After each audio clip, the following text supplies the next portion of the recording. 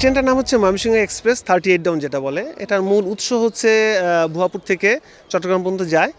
তো আমি চার্জ গ্রহণ করেছি ময়মনসিংহ থেকে। সকাল 7:10 এখান থেকে ট্রেন ছেড়ে যায়, যথানিয়মে যেভাবে যাচ্ছি যাওয়ার কথা। ব্রাহ্মণবাড়িয়া পৌঁছেছি তখন প্রায় 2টার কাছাকাছি।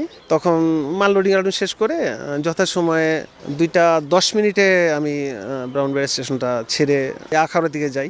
কিছু মিনিট পরেই তিতাসপাড়া এলাকায় আসার সময় জায়গাটা একটা গোলাই ছিল এবং গাছপালা প্লাস ওই যে তির্যকভাবে সূর্য আলো পড়ার কারণে পরিষ্কার ঠিক বোঝা যাচ্ছিল না।